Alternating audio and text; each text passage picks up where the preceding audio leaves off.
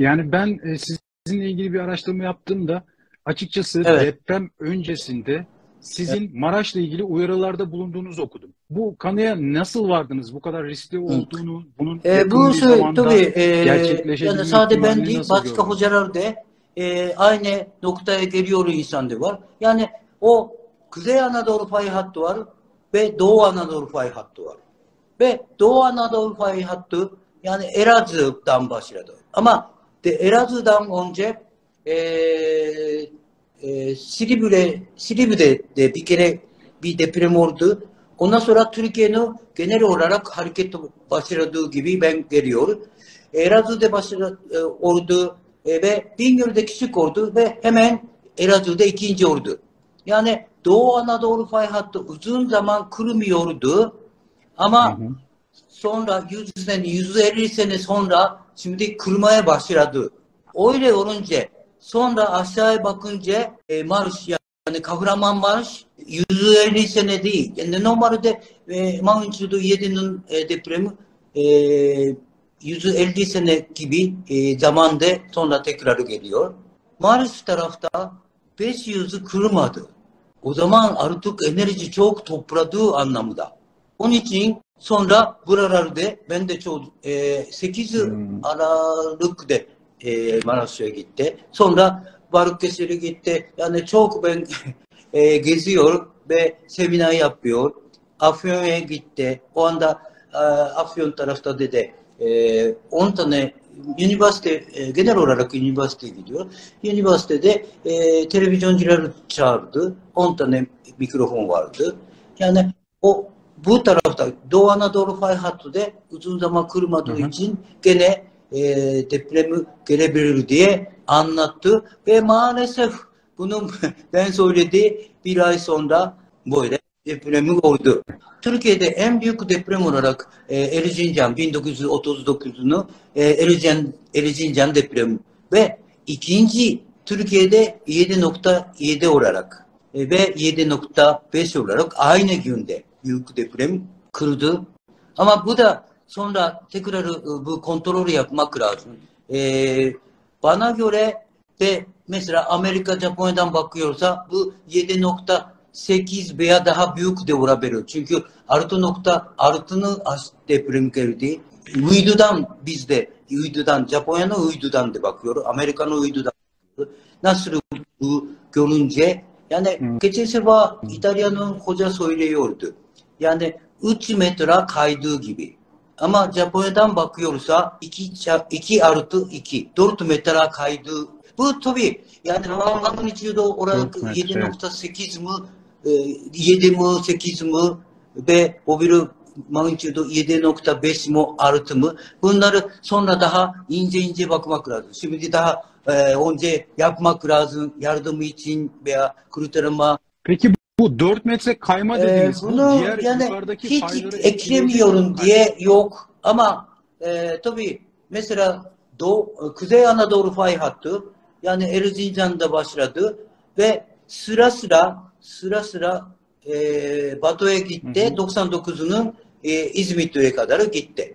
Tabii bir depremden sonra ikinci olmak için hazır olmak başladı diye söyleyebilir. Yani onun için Elazığ olduğu için Maraş'ta Hı olabilir hı. diye konuşma ben yaptım. Hı hı. Türkiye'de yaşıyor için Allah şimdi size uyar veriyor. Daha büyük deprem geliyor diye onun için bunun dikkat olsun ve kendine deprem için hazır olsun diye öyle uyarı Aralık'ta ben konuştum. Zaten Marmara bölgede 4 noktada tehlikeli deprem görebilir nokta var. O noktada var. Ve ikinci olarak bu Doğu Anadolu fay hattını şimdi Maraş'ta kurdu ve Hatay'da çok hasar oldu ama bu Hatay kendisi daha kırmadı.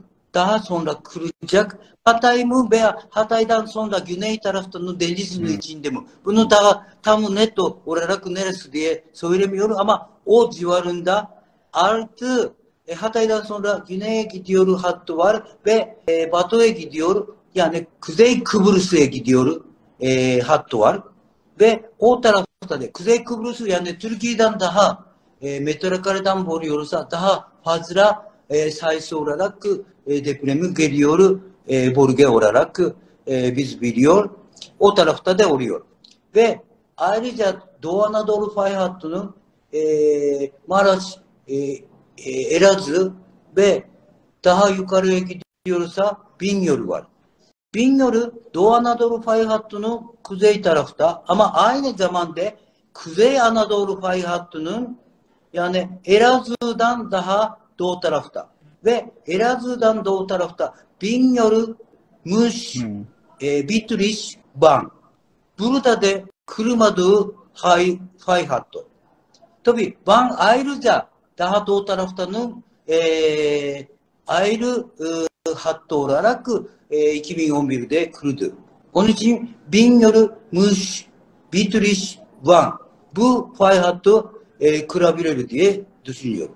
Hocam şu anda İstanbul çok konuşuluyor. Yani tabii ki İstanbul, Ankara, İzmir herkes bunları merak ediyor ama en fay fazla hattı, İstanbul merak ediyor. Tabii Ege'de çok Tuzlu Gölü'nün deprem aşağıda bölgesinde fay olan hattı bir var. bölge. Kuzey tarafta Çankırı'dan daha kuzeyde var. Yani mesafe var hem de o Ankara'nın kayanın üstünde. Ankara için yani fazla korkmak gerek yok. İzmir'e gidiyorsa İzmir'i tabii biraz Batı Anadolu fay hattı olarak var ama Manisa, Muğla ve İzmir orası bir kırdı. Daha kırıyorsa da küçük ve kuzeyde güneyde var ama yani magnitudo artı veya 5 gibi. Yani varsa da çok fazla değil. Yani ana olarak Marmara bölge diye söyleyebiliriz söz konusu ve arı tane tehlikeli bölge var ve bazen küçük ama 2-3 tane beraber kırabilir. Bir tane kırıyorsa 6.97 olabilir ama 2 tane 3 tane beraber kırıyorsa 7.5 biraz daha fazla da olabilir söz konusu. Evet, sizin yakın zamanda olabilir dediğiniz İstanbul depreminden bahsediyoruz.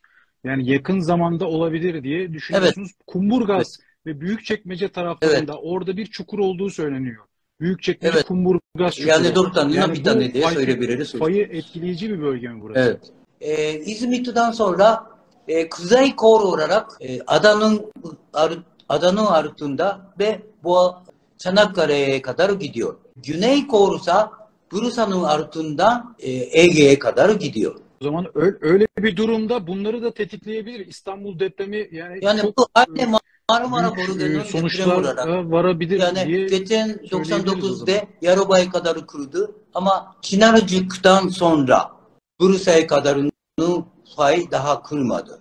Üniversite ve Boğaziçi Üniversite beraber JICA'nın vasıtasından cihazı koydu denizin içine. Eskide sadece karayerde depreminin ölçü küçük depremi sadece ölçüyordu ama artık denizin içinde de bu ölçü cihazı koyuyor ve ölçü magnitudo 1 sada 0.5 sada ölçüyor ve ara ara oraya gemi gidip orada bilgisayardan bunu arıyor ve tekrar kontrolü yapıyor ve nasıl Veri aktarıyor. bu ileride nasıl oluyor diye kontrol yapıyor.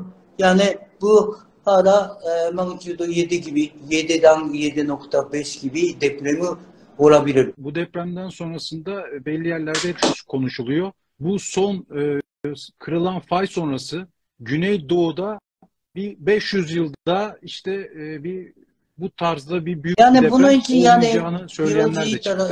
Siz ne düşünüyorsunuz bununla sismoloji ilgili? tarafta ve jeoloji tarafta bunun için ben tartışacak konu değil. Bence çabuk geliyor diye söyleyip herkesi hazırlıyor. Daha sonra geliyorsa daha iyi. Gelmiyor diye söyleyip hazır olmadı ve geldiyse nasıl yapacak? Bunun da söylüyorum. Yani Hazır olmak gerekiyor 2015'ten bunun için. sonra Evet. Japonya, İtalya, İspanya, Türkiye'de dahil, Türkiye'de afet geliyor. Meksika, Amerika, Çili. Yani deprem ülke Japonya'ya topluyor. Risk azaltma olarak toplantı yapıyor. Bu her sene yapıyor. 2010'larda da 17'de yaptı. Ama şimdi pandemiden dolayı 2 sene yapamadı. Bugün bu sene tekrarı yapacak diye bekliyor. Ne zaman tam gelecek belli değil ama hazır olmak lazımsa şimdiden hazır oluyorsa daha iyi ve şimdi bu risk azaltma toplantıda Japonya'nın örnek olarak konuşuyor ve Japonya'da böyle. Yani tabii Japonya'da çok büyük 9.1'nin çok büyük depremi bekliyor. Hem de %80 büyük rakam. Hem de yan yana beraber yaparsa ama ona göre biz hazır oluyor. İhtimali Hazır çok yüksek oluyor. bir rakam. Binada sağlam bu kadar büyük geliyorsa da sağlam. Onun için yani tabii tsunami için şimdi daha yapmak lazım bir şeyler çok var. Ama deprem için hazırım. Ve binanın mesela sizde eşyaları doğaya sabit edecek. O Türkiye'de yaşam üçgeni kaçmak lazım. Su şişe koyacak. Düdük koyacak. Düdükteki naylon poşetinin içine koyup düdük koyacak. Çünkü bina çöküyorsa ve üçgen kaçtığı için siz yaşıyor. Ama ben buradayım, kurtarma gelmeden önce başlıyor, sesi gidiyor. Düdük varsa diye yapabilir ve ama torbanın içinde değilse bu tozdan çalıştırmayacak. Bu da olabilir için biz böyle torbanın içine koyup tutuyor. Bu Orada okulda, yani eğitimde kaskı başlanıyor yapmak mu deprem lazım. Yani eğitimi? bunu Türkiye'de Nerede 99 başlanıyor depremden yani? sonra her okulları başladı. Ben de eğitim için gidiyorsa herkes tamam bizim okulu da yapıyor söylüyor ama senede bir kere. Ama düşün birinci sınıf, ikinci sınıf küçük çocuk senede bir kere geçen sene ne yaptığını hatırlamıyorum. Çocuk başlıyor. Arkadaş geçen sene öğretmen ne söyledi hatırlıyor musun diye başlıyor. Hatırlamıyorum. Onun için Japonya nasıl yapıyor? Ayda bir kere. Ayda bir kere okulda ve bir kere iki kere mahallede komşudaki amcayla, teyzeyle, dedeyle beraber bunları tahkikatı yapıyor.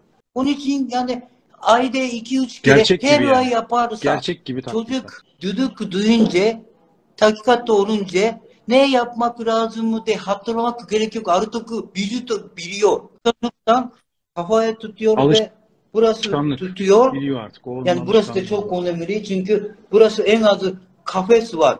Ama burası direkt. Çok tehlikeli için burası ve burası tutup veya Japon savunları yumuşak bir şey var. Bunu yapıp Japonya masanın altında ama Türkiye yani Japonya bina çökmüyor için masanın altında olabilir.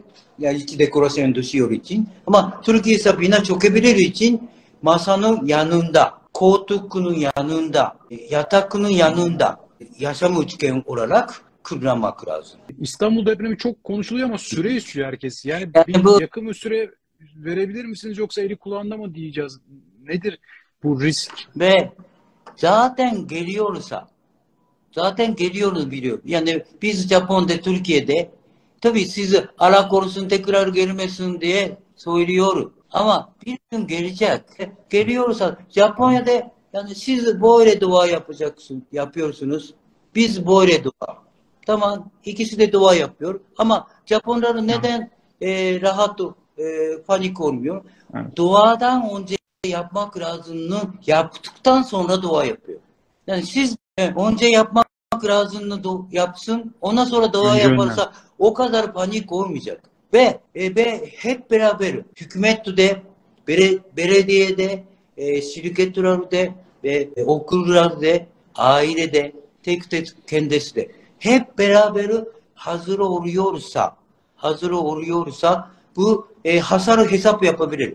Yani Marmara bölgede deprem oluyorsa kaç tane bina çökebilir, kaç kişi maalesef kaybedebilir, ekonomi ne kadar kötü olabilir. Bunları hesap yapabilir ama hep beraber bunu risk azaltma yaparsa bunu %70 büyük rakam %70 büyük rakam bu yok olabilir. Yani bunu kurtarabilir. O zaman biz yani bir gün olacaksa neden şimdiden yapmıyorsunuz? Şimdiden yaparız ve rahat oluruz. Yani yaptıktan sonra biraz da biz bu kadar yapabiliriz, bir şeyi komple yaptı. Tamam, ondan sonra dua yaparız. O zaman daha rahat olabilir. Yani siz mesela ben mesela 15 sene sonra olacak diye söylüyor. Ama yanlış oldu. Yani ondan önce oluyorsa mesela 10 sene sonra siz başlıyor ama 9 sene sonra daha hazır olmadan önce depremi görüyorsa çok kötü durumunda. Ama şimdiden hazırlıyorsa ne zaman geliyorsa gelsin zaten hazır. Ona göre risk artık 70 yok oldu. Onun için ondan sonra Moriarty söylediği gibi olmasın diye dua yapacaksın. Öyle daha iyi değil mi? Evet. Sonradan yapılan dua cenaze duası oluyor hocam. Şimdi yaptığımız gibi.